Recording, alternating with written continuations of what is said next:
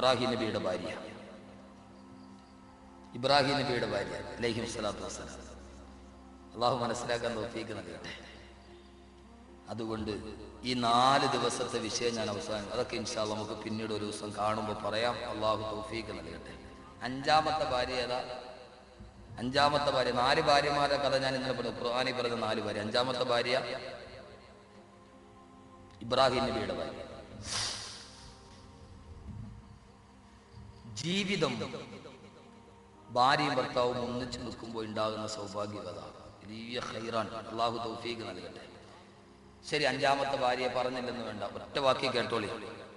ഒരു അരമണിക്കൂർ കൂടി ഇരുന്നൂടെ? അരമണിക്കൂറും കൂടി ഇരുന്നൂടെ?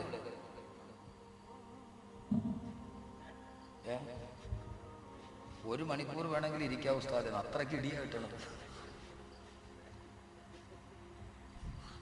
അള്ളാഹു തൗഫീഖ് നൽകട്ടെ.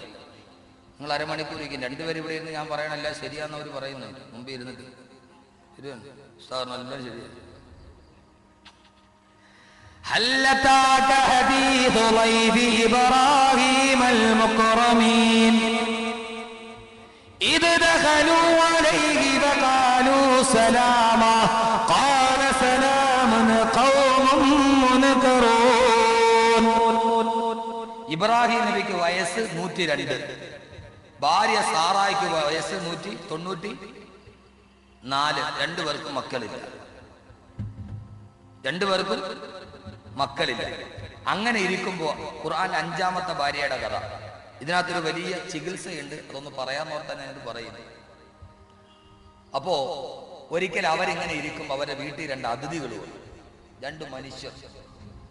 അതിഥികൾ വന്ന ഉടനെ ഇബ്രാഹിം നബി അലൈഹി സ്വലാത്തു വസ്സലാം വലിയ അതിഥി സൽക്കാര പ്രിയനാണ്. ആളുകൾക്ക് ഭക്ഷണം കൊടുക്കുന്ന കാര്യത്തിൽ ഇബ്രാഹിം നബി വലിയ മുമ്പന്തിയിലാണ്. അദ്ദേഹം 2 അതിഥികൾ ഓർക്കപ്പുറത്ത് വീട്ടിൽ കയറി വന്നു. നമ്മുടെ വീട്ടിൽ പെട്ടെന്ന് 2 അതിഥികൾ കയറി വന്നാൽ നമ്മൾ എന്ത് ചെയ്യും? വീട്ടുകാർക്ക് ഭയങ്കര വെപ്രാളോ, കോഴിയെ പിടി, പഴം പിടിക്കും, അങ്ങനെ പിടിക്കും, അത് മേടിക്കും, പുറകെ കൂടെ പോകുന്നു, ബൈക്ക് എടുക്കുന്നു, സാധനം മേടിക്കാൻ പോകുന്നു, ഒരു വെപ്രാളമുണ്ട്. ഇബ്രാഹിം നബി എന്ത് ചെയ്തു? ഖുർആൻ فقربه إليهم فجاء بعجل حنيذ. വേറൊരായത്തിൽ കാണാം فجاء بعجل سمين. വീടിന്റെ പുറകിന് കെട്ടിനിർത്തിയിരിക്കുന്ന പശുക്കുട്ടികളിൽ നിന്ന് ഏറ്റവും തടിച്ച പശുക്കുട്ടിയെ കൊണ്ടുവന്ന് അറുത്തു ഇറച്ചിയെടുത്ത് ഭക്ഷണം ഉണ്ടാക്കി. ഖുർആൻ. 2 അതിഥി വന്നു. ഇബ്രാഹിം നബി നേരെ പുറകിലോടി. ഇബ്രാഹിം നബിക്ക് ധാരാളം ആടും പശുവുണ്ട്. ആ പശുക്കൾ ഇങ്ങനെ നിരന്ന് കിടക്കുക. അതിൽ നിന്ന് ഖുർആൻ പറയുന്നു സമീൻ, ആ ഉള്ളതിൽ ഏറ്റവും തടിച്ചു കൊടുത്തതിനെ പിടിച്ചറുത്തു.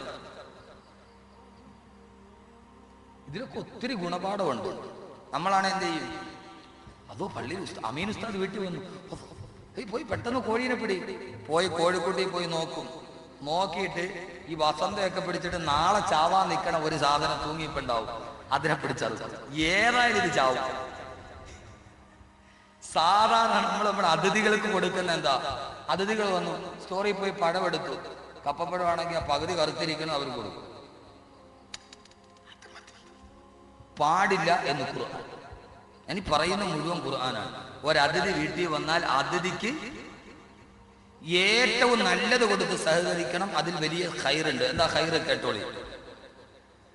അങ്ങനെ ഇബ്രാഹിം നബി അലൈഹി സ്വലാത്തു വസ്സലാം ഭാര്യയും കൂടി ആ ഇറച്ചി കറി വെച്ചു. കറി വെച്ചിട്ട് ഇവർക്ക് 2 പേർക്കും വിളമ്പി. ആ 2 പേരുടെ മുമ്പിൽ ഇറച്ചിയും പത്തിരിയും വിളമ്പാൻ തുടങ്ങി. പക്ഷെ ഇബ്രാഹിം നബി നോക്കുമ്പോ തന്റെ 2 അതിഥികളും ഭക്ഷണം കഴിക്കുന്നില്ല. ഫഖറബഹു ഇലൈഹിം ഫഖാല അലാ തഅകുലൂൻ. എന്തേ നിങ്ങൾ ഭക്ഷണം കഴിക്കാത്തതെന്താ? എന്തേ നിങ്ങൾ ഭക്ഷണം കഴിക്കാത്തതെന്താ? ഇഷ്ടപ്പെട്ടില്ലേ? അവർ 2 പേരും ഒന്നും മിണ്ടുന്നില്ല. ഇബ്രാഹിം നബി ഖുർആൻ പറയുകയാണ്, ഇബ്രാഹിം നബിയുടെ മനസ്സിൽ പേടിയായി. എന്താ നിങ്ങൾ കഴിക്കാത്തതെന്താ? ആ സമയത്ത് അവര് 2 പേരും പറഞ്ഞു, ഞങ്ങൾ ഭക്ഷണം കഴിക്കുന്ന വിഭാഗമല്ല, ഞങ്ങൾ അള്ളാന്റെ മലക്കുകളാണ്. ഞങ്ങൾ 2 പേരും വേഷം മാറി നിന്റെ വീട്ടിൽ വന്നതാണ്. എന്തിനാണ് വന്നതെന്നറിയുമോ? فبشرناها بإسحاق ഇസ്ഹാഖ്, ഇബ്രാഹിമേ സാറാ ബീവിയെ നിങ്ങൾക്ക് രണ്ടുപേർക്കും കൂടി ഇസ്ഹാഖ് എന്ന് പറയുന്ന മകൻ പിറക്കാൻ പോവുകയാ. ഈ സന്തോഷം പറയാൻ വന്നതാണ്. മലക്കുകൾ പറഞ്ഞു, ഏയ് ഇബ്രാഹിം നബിക്ക് വയസ്സെത്രയുണ്ട്? 102.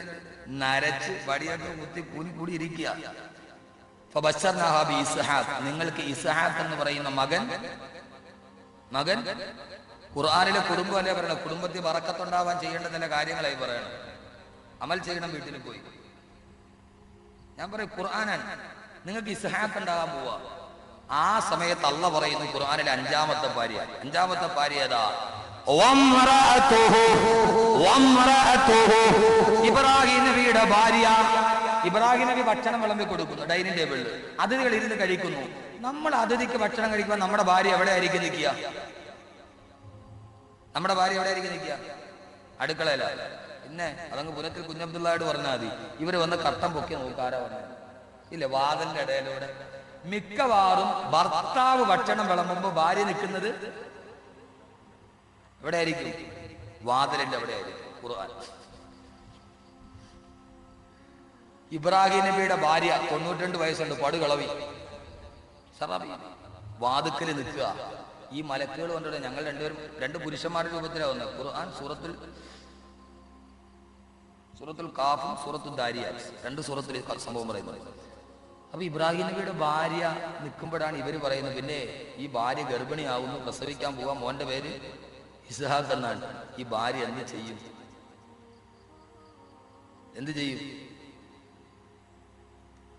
അവരോടത് എന്താ ഇത് സ്വപ്നമാണ്.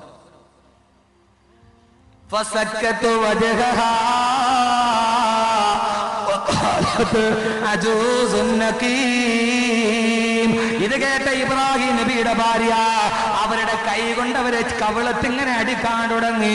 എന്നിട്ട് അവര് പറഞ്ഞു, കാലത്ത് അവര് പറയുകയാണ്, കൊള്ളാം, നല്ല പരിപാടി തന്നെ. ഒരു പടുകളവനും ഒരു മലടിയായ ഭാര്യയും രണ്ടുപേരും കൂടെ കൊച്ചുണ്ടാകണ കാര്യം വലിയ അത്ഭുതം തന്നെ. ഖുർആൻ. ഈ ഭാര്യ എന്താ? ഇബ്രാഹിം നബിയുടെ ഭാര്യ. ഇത് കേട്ടപ്പോ ഈ കവളത്തിങ്ങനെ അടിച്ചു. നമ്മൾ സാധാരണ ഈ വിശ്വസിക്കാൻ പറ്റാത്ത സംഭവം കാണുമ്പോ, റമദാൻ 1 നോമ്പിന്റെ പിറ കണ്ടു. ആദ്യത്തെ റമദാൻ മഗ്‌രിബിന് നോമ്പ് തുറക്കാൻ വേണ്ടി ബാങ്ക് വിളിക്കാൻ പോവാ. പള്ളിയിലെ ഇമാമ നോക്കിയപ്പോ ഒരുത്തൻ പള്ളിയുടെ മിഹ്റാബിന്റെ താഴെ ഇരിക്കുന്നു. പടച്ചോ, ഇത് സപ്പനമാണ്. അവൻ ഇതേവരെ ഇരിക്കുന്ന ബാറിലാണ്. ആദ്യമായിട്ട് അവൻ പള്ളിയിൽ കയറുക. അവ ഈത്തിക്കാവിരിക്കണ ബാറിലാണ്. അപ്പൊ ആ നാട്ടിലെ ഏറ്റവും വലിയ ആവാസം നോക്കിയപ്പം മഗ്‌രിബിന് ബാങ്ക് വിളിച്ചവൻ നോമ്പ് തുറക്കാൻ വേണ്ടി മിഹ്റാബിന്റെ മുമ്പിൽ വന്നിട്ട് തസ്ബീഹ് ചെയ്തു. സുബ്ഹാനല്ലാഹ് സുബ്ഹാനല്ലാഹ്. നമ്മൾ എന്ത് ചെയ്യും? പടച്ചവന് ഇത് സ്വപ്നമാണ്. നമ്മൾ ഈ സ്വപ്നമാണെന്ന് അറിയാൻ വേണ്ടി എന്ത് ചെയ്യും? ഈ സാധാരണ നമ്മളെ ഒരു ആംഗ്യം കാണുക, ഇത് സ്വപ്നമോ യാഥാർത്ഥ്യമോ? ഇബ്രാഹിം നബിയുടെ ഭാര്യ ഇത് കേട്ടപ്പോ സക്കത്ത് വജുഹ, മുഖത്തടിച്ചു. പടച്ചവന് എന്താ പറഞ്ഞ? 92ാമത്തെ വയസ്സ് ഞാൻ പ്രസവിക്കാനാണ്. അവര് പറഞ്ഞെന്താ? കാലത്ത് അവര് പറഞ്ഞു, അജൂസുൽ, ഒരു പടുകളവൻ, അക്കീം, ഒരിക്കലും പ്രസവിക്കാത്തൊരു മലടിപ്പെണ്ണ് ഇപ്പൊ പ്രസവിക്കാൻ പോവാ. അല്ലാഹു സുബ്ഹാനഹു വ തആല സാറാ ബീവി ഗർഭിണിയായി ഇസ്ഹാഖിനെ പ്രസവിച്ചു എന്ന് വിശുദ്ധ ഖുർആൻ. ആ കഥ അവിടെ നിൽക്കട്ടെ. അല്ലാഹു തൗഫീഖ് നൽകട്ടെ. സഹോദരിമാരെ, നിങ്ങൾ ചെയ്യീൻ. 102ാമത്തെ വയസ്സിൽ മക്കളുണ്ടായത് എപ്പോഴാ? അവർക്ക് അതിഥികളെ വിളിച്ച് ഭക്ഷണം കൊടുത്തപ്പോ. കല്യാണം കഴിഞ്ഞിട്ട് വർഷങ്ങളായിട്ട് മക്കളില്ലാത്തവർ, പാവപ്പെട്ടവർക്ക് ധാരാളമായി ഭക്ഷണം വെച്ച് കൊടുക്കീൻ, എന്നിട്ട് ദുആ ചെയ്യൻ, അല്ലാഹു മക്കളെ തരും.